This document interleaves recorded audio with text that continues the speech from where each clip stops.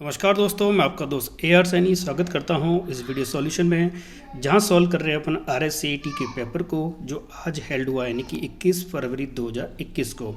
यहां पे आपका जो पेपर था वो 4 सीरीज़ में था, यानी कि 4 बुकलेट सीरीज़ थी A B C D, जिसमें से मैं B सीरीज़ जो है उसके पेपर को सॉल्व करूंगा यहाँ पे। हाँ, सारी की सारी जो बुकलेट सीरीज़ है उनमें सेम क्वेश्चन थे, बट वो ऊपर नीचे थे। मतलब किसी में पहला क्वेश्चन था वही सेम क्वेश्चन जो किसी बुकलेट सीरीज़ में 5वां क्वेश्चन या 15वां क्वेश्चन हो सकता है। ठीक है, तो आप अपने जो सीरीज़ है बुकलेट उसमें से क्वेश्चन जो ढूंढ के और उसका आंसर मैच करा दीजिए।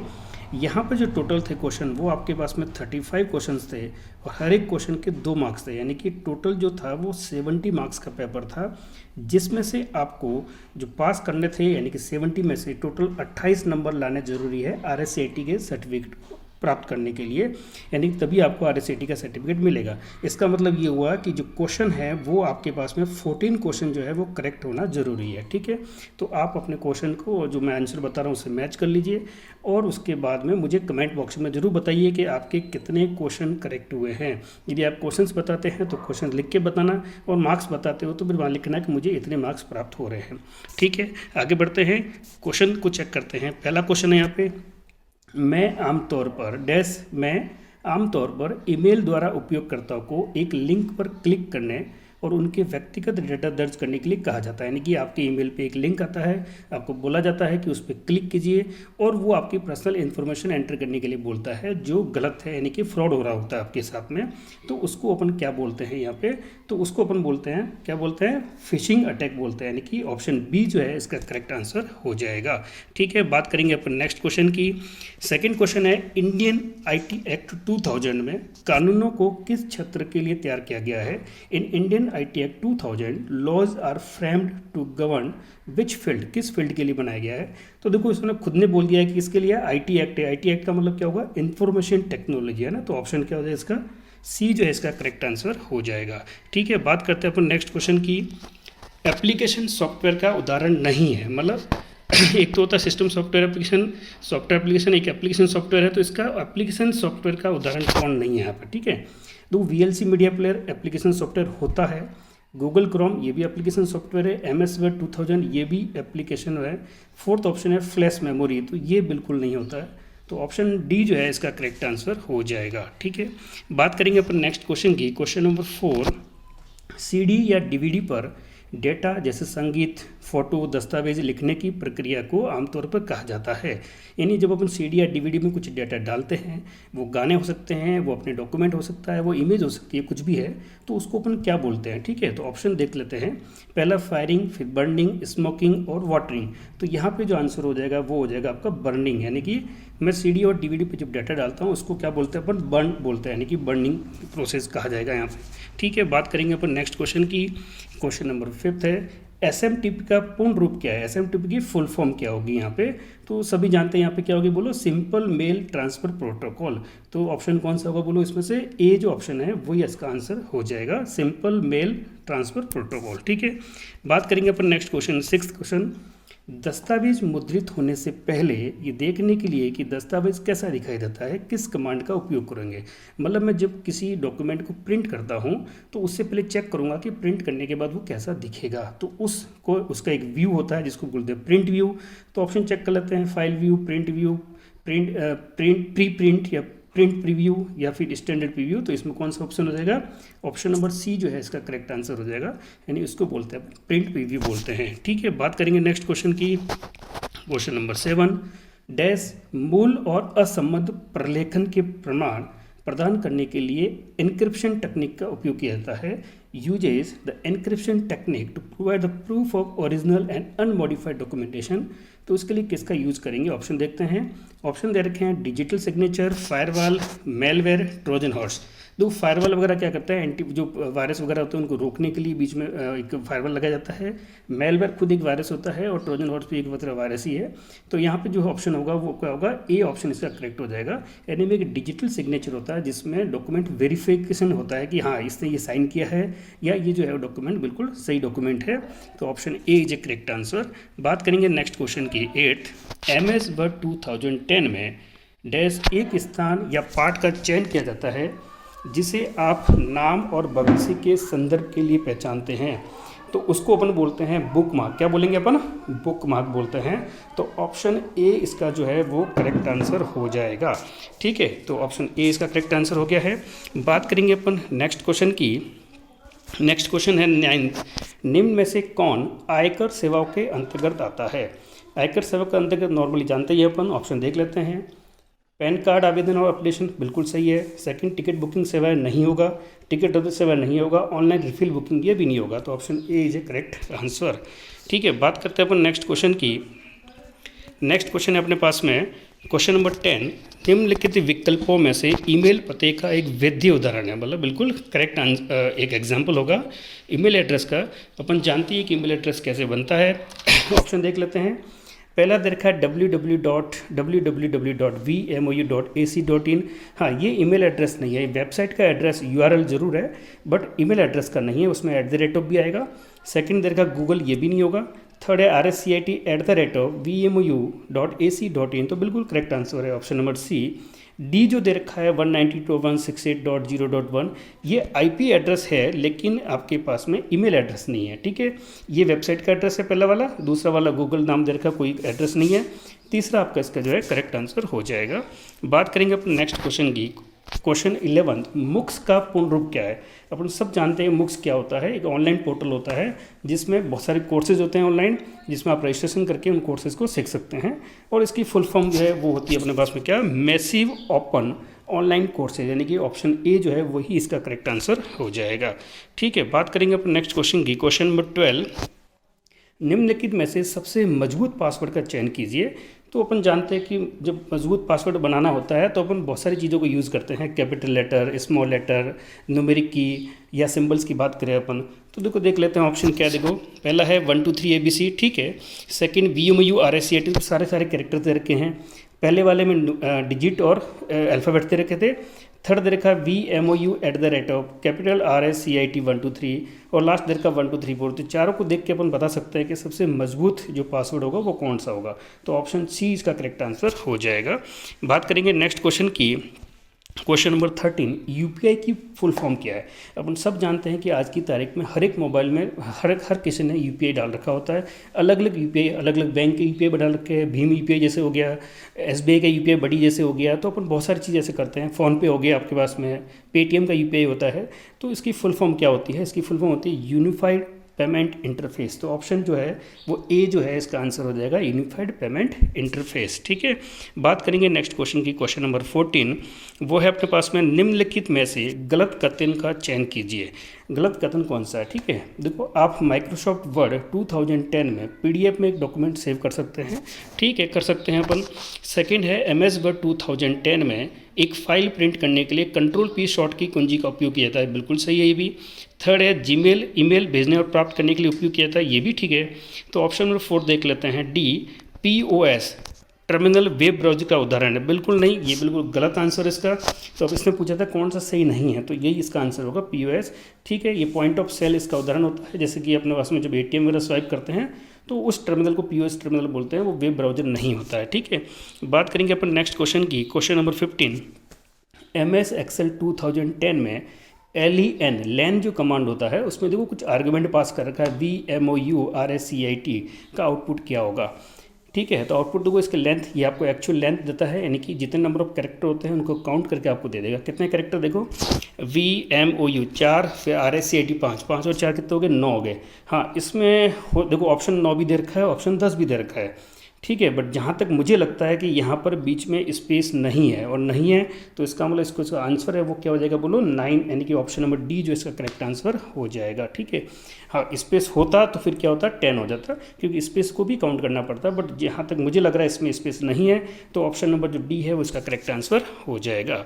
ठीक है, बात करेंगे नेक्स्ट क्वेश्चन की। 16, राजस्थान के लिए SAS software as a service and PaaS जो होता है प्लेटफॉर्म एज ए सर्विस के आधार पर end to end cloud enable है। कौन सा क्लाउड सर्विस है जो ऐसी सर्विस देता है आपको? वो होता है कौन सा है बताओ? राजस्थान के अंदर राजमेघ। कौन सा होगा? राजमेघ। यहाँ देखिए ऑप्शन नंबर ए इसका करेक्ट आंसर हो जाएगा, ये आपको ध्यान रखना था। ठीक है, ऐसी और भी बहुत सारे पोर्टल होते हैं जैसे राजधारा, राज सेवा द्वार, राज संपर्क, तो इन सब के अपने अपने काम हैं। बट जो क्लाउड सर्विसेज है वो कौन सी आपकी? राजमेघ है यहाँ पे। ठीक है। बात करेंगे नेक्स्ट क्वेश्चन की, क्वेश्चन नंबर 17, MS वर्ड 2010 में बुलेट और नंबरिंग किस टैब में होता है, ठीक है। ऑप्शन देख लेते हैं, insert tab, view tab, home tab या डिजाइन टैब। तो ये तो डायरेक्टली अपने को पता ही है कहाँ पे होता है, होम टैब में ही होता है, यानी कि ऑप्शन नंबर सी जो इसका करेक्ट आंसर हो जाएगा, ठीक है। बात करेंगे नेक्स्ट क्वेश्चन की। नेक्स्ट क्वेश्चन में जाने से पहले मैं आपको बता दूं कि यहाँ पर यदि आप इस चैनल पर नए हो तो आप सब्सक्राइब जरूर कीजिए चैनल को, और इस वीडियो यदि ये वीडियो आपको पसंद आता है तो लाइक कीजिए और इसको शेयर जरूर कीजिए, ठीक है। बात करेंगे अपन नेक्स्ट क्वेश्चन की, क्वेश्चन नंबर 18, विंडोज़ 10 में रीस्टोर पॉइंट का उपयोग क्या होता है, ठीक है। रीस्टोर कब करते हैं अपन, जब आपके कंप्यूटर में कुछ प्रॉब्लम आ जाती है, कुछ एरर आ जाती है, कुछ करप्ट हो जाता है, तो अपन क्या करते हैं, लास्ट किसी डेट पे जाके उसको वापस रीस्टोर करते हैं प्रीवियस डेट के ऊपर, कि पहले जैसा सिस्टम वापस कर दो। तो हो सकता है वो महीना भर पहले की हो सकता है 1.5 महीने पहले की हो, आपकी एक डेट होती है, वहाँ पर जाके वो क्या करता है, उसको रीस्टोर कर देता है, यानी कि उस तारीख में जैसा था वैसा ले जाता है। तो यहाँ पे ऑप्शन देख लेते, देखो, दस्तावेज की हार्ड कॉपी प्राप्त करने के लिए बिल्कुल नहीं। सेकंड, कंप्यूटर में खराबी की स्थिति में कंप्यूटर को पुनः प्राप्त करने के लिए बिल्कुल ठीक है, तो यानी कि ऑप्शन नंबर बी इसका करेक्ट आंसर हो जाएगा। सी पढ़ लेते हैं, दस्तावेजों और फाइलों को हार्ड ड्राइव में संग्रहित करने के लिए गलत है। और डी है, पुराने उत्पादों को पुनः विक्रय करने के लिए, रीसेल करने के लिए, ये भी गलत है, तो बी ऑप्शन इसका करेक्ट आंसर है। बात करेंगे नेक्स्ट क्वेश्चन की, क्वेश्चन नंबर 19, आप कंप्यूटर सिस्टम को गति, भंडारण यानी कि स्टोरेज, और प्रदर्शन यानी कि उसके परफॉर्मेंस को अनुसार कैसे इसको क्लासिफाइड कर सकते हैं, वर्गीकृत कर सकते हैं, निम्नलिखित में से सही विकल्प का चयन कीजिए। तो इसमें देखो, इम्पैक्ट, नॉन इम्पैक्ट बिल्कुल नहीं, ये प्रिंट हो सकते हैं। सेकंड है mouse, touch pad, track ball, ये इनपुट डिवाइसेस वगैरह होती है।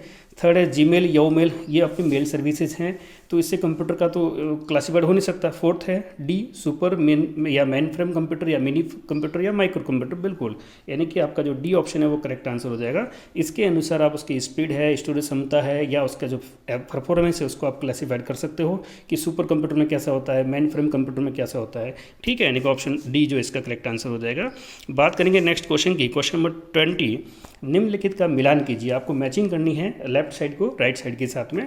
तो देखो, पहला है एंड्रॉयड। अब सभी लोग जानते हैं कि आपके मोबाइल में जब एंड्रॉयड होता है तो वो क्या होता है ना, तो वो एक मोबाइल का ऑपरेटिंग सिस्टम होता है। तो फर्स्ट का जो मैचिंग है वो क्या होगा, राइट साइड में सेकंड के साथ होने वाली है, ठीक है। तो ऑप्शन देख लेते हैं। ऑप्शन देखो, एक ही ऑप्शन मैच कर रहा है, वो कौन सा ऑप्शन है बोलो, सी ऑप्शन है। तो मैं सी पे पहले टिक लगा दूँ, चेक, सेकंड को भी चेक कर लेते हैं। सेकंड क्या है, क्रोम, और क्रोम क्या होता है, एक ब्राउजर होता है। तो सेकंड का क्या मैचिंग होना चाहिए, फर्स्ट होना चाहिए, यानी कि रोमन संख्या में जो फर्स्ट का वो होगा। तो सी में देखो सेकंड का फर्स्ट आ रहा है, ठीक है, बिल्कुल सही है। और फेसबुक जो क्या है, सोशल नेटवर्किंग वेबसाइट है, थर्ड का थर्ड ही होगा, तो बिल्कुल करेक्ट आंसर है आपका सी ऑप्शन, ठीक है। बात करेंगे नेक्स्ट क्वेश्चन की, next question 21, MS Excel 2010 chart में डेटा बिंदु का वास्तविक मूल्य होता है। It is the actual value of the data point is MS Excel 2010 chart के अंदर क्या एक्चुअल पॉइंट, ओरिजिनल वैल्यू क्या होती है, एक्चुअल वैल्यू क्या होती है डेटा पॉइंट्स की, तो वो होती है डेटा लेबल्स, है ना। तो डेटा लेबल जो है इसका करेक्ट आंसर होगा, यानी कि option number D is A correct answer, ठीक है। बात करेंगे नेक्स्ट क्वेश्चन की, 22, आपको ये चुनने में सक्षम बनाता है कि किसी दस्तावेज में पैराग्राफ को बाएं या दाएं मार्जिन से कितना दूर ले जाना है। It enable you to choose how far to move the paragraph away from left और right margins in the document. वो होता है आपका इंडेंट, यानी कि इंडेंटेशन होता है कि आपको कितना आगे जाना और कितना पीछे जाना है। तो इसका तो डायरेक्ट आंसर आपको याद ही होना चाहिए, ए ऑप्शन इसका होगा इंडेंट, ठीक है। बात करेंगे नेक्स्ट क्वेश्चन की, क्वेश्चन नंबर 23, डैश और डैश क्रमशः सुपर स्क्रिप्ट और सब स्क्रिप्ट के उदाहरण है। आपको सबको पता होना चाहिए सुपर स्क्रिप्ट क्या होती है, जब किसी टेक्स्ट के ऊपर, यानी कि कोई टेक्स्ट लिखा है जैसे एक्स लिखा है, इसके ऊपर की तरफ यानी कि लिखा होता है उसको सुपर स्क्रिप्ट बोलते हैं, और नीचे बॉटम लाइन की तरफ लिखा होता है तो क्या बोलते हैं, सब स्क्रिप्ट बोलते हैं। तो इसका देखो आंसर क्या होगा, डायरेक्टली अपन बात करें, B option is A correct answer. X के ऊपर एज ए पावर के रूप में लिखा हुआ तो इसका सुपर स्क्रिप्ट हो जाएगा, और एक्स लिखा नीचे यानी कि बेस के रूप में लिखा है तो एक्स जैसे बी लिखा है तो क्या होगा, सब स्क्रिप्ट हो जाएगा। तो ऑप्शन बी इसका करेक्ट आंसर हो जाएगा। बात करेंगे नेक्स्ट क्वेश्चन की, क्वेश्चन नंबर 24, वक्तव्य 1 यानी स्टेटमेंट 1 और स्टेटमेंट 2 दो दे रखे हैं, आपको देखना है कि क्या सही है क्या गलत है, दोनों सही है या दोनों गलत है, ठीक है। पहला है सेकेंडरी मेमोरी एक वॉलेटाइल मेमोरी होती है, बिल्कुल गलत है, क्योंकि जो प्राइमरी मेमोरी होती है, रैम जो होती है वो आपकी वॉलेटाइल होती है, तो ये वॉलेटाइल नहीं होती है, मतलब पहला तो गलत है। दूसरा दे रखा रोम एक नॉन वॉलेटाइल मेमोरी है, ये भी हाँ ठीक है, रोम एक नॉन वॉलेटाइल मेमोरी है, तो ये बिल्कुल ठीक आंसर है क्योंकि ये वॉलेटाइल नहीं होती है। प्राइमरी जो रैम होती है वही केवल वॉलेटाइल होती है। तो ये सेकंड वाला जो है वो बिल्कुल सही है। तो अपन बोलेंगे वक्तत्व 1 जो है वो फर्स्ट सही है और वक्तत्व 2 जो है वो रॉन्ग है। तो ऑप्शन कौन सा होना चाहिए? देखो इसमें ऑप्शन की जब बात करेंगे तो देखो पहला है व्यक्तित्व 1 सही है, 2 गलत है, फिर ये व्यक्तित्व 1 गलत है, 2 सही है, तो बिल्कुल सही है। यानी कि ऑप्शन में बी जो इसका करेक्ट आंसर हो जाएगा कि फर्स्ट जो है वो तो गलत है और सेकंड जो है वो क्या हो गया? सही हो गया आपके पास में। ठीक है, बात करेंगे अपन नेक्स्ट क्वेश्चन की। Question number 25 dash Windows 10 user interface के नीचे के भाग में मौजूद होती है और आमतौर पर इसमें स्टार्ट मेन्यू होता है।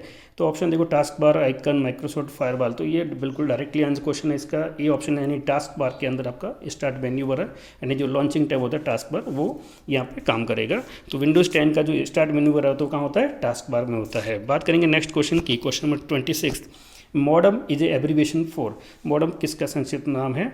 तो ये होगा मॉड्यूलेटर और डी मॉड्यूलेशन। तो डायरेक्ट आंसर इसका क्या होना चाहिए बोलो? डी ऑप्शन, यानी मॉड्यूलेशन और डी मॉड्यूलेटर होगा। ठीक है, बात करेंगे नेक्स्ट क्वेश्चन की। 27 निम्नलिखित सेवाओं में से कौन सी ई मित्रा वेब पोर्टल का उपयोग करके लाभ नहीं उठा सकती हैं?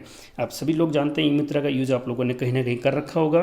तो ऑप्शन देख लेते हैं अपन। पहला है बिजली का भुगतान, जो बिजली का भुगतान होता है वो कर सकते हैं क्या? बिल्कुल कर सकते हैं। सेकंड, पानी का बिल भुगतान बिल्कुल कर सकते हैं। थर्ड, बोनाफाइड या अधिविश्वास प्रमाण के लिए आवेदन करना डोमिसाइल के लिए, ये भी ठीक है।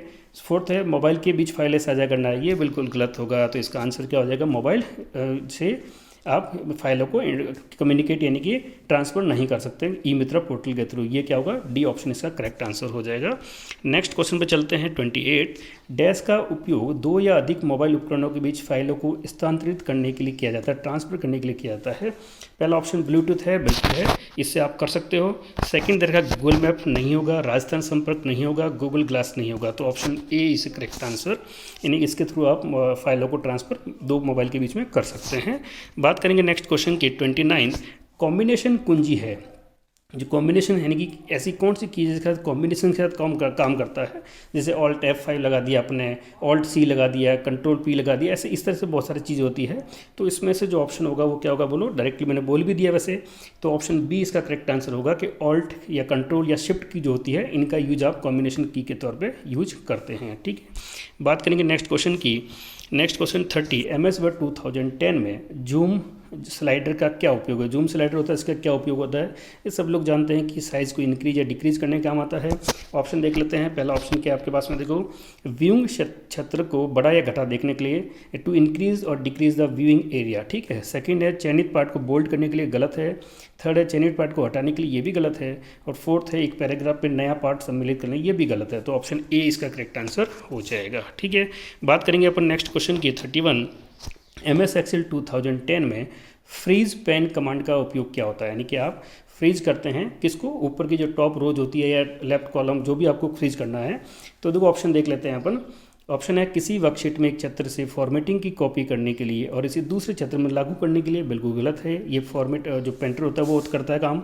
सेकंड है रो और कॉलम शीर्षक को स्थिर रखने के लिए, ताकि वर्कशीट को स्क्रॉल करते समय भी स्क्रॉल ना करें। मतलब आप जब शीट को स्क्रॉल करते हैं तो वो जो 2 रो है या 3 रो जो भी आपने फ्रीज की है वो वहीं पे रहेगी, मतलब हर पेज के ऊपर आपको दिखती रहेगी यहाँ पे, तो उसको बोलते हैं अपन फ्रीज करना बोलते हैं। तो इसका ऑप्शन बी जो है वो करेक्ट आंसर हो जाएगा। ठीक है, बात करेंगे नेक्स्ट क्वेश्चन की। 32 मान लीजिए MS Excel सेल में B1, B2 और B3 में कुछ संख्यात्मक मान दे रखे हैं। इन सेलों में मौजूद मानों को न्यूनतम ज्ञात करने का सही फॉर्मूला क्या होगा? तो देखो 2 वैल्यू होती तो मैं बोलता मिनिमम मिन ऑफ B1, B2 बोल देता। यहाँ पे 3 है तो आप ऐसे काम कर सकते हैं, पहले 2 वैल्यू का मिनिमम पता कर लो, फिर उसको तीसरे के साथ मिनिमम फाइंड कर लो। ठीक है, तो ऑप्शन देख लेते हैं। देखो पहला ऑप्शन क्या है यहाँ पे?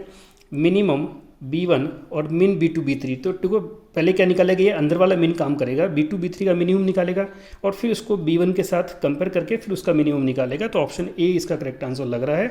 सेकंड देख लेते हैं, मिन फिर अंदर मैक्स है तो ये भी गलत है। थर्ड है फिर बाहर मैक्स है, अंदर मिन दे रखा है तो ये भी गलत है, क्योंकि मैक्सिमम फाइंड कर लेगा बाहर वाला।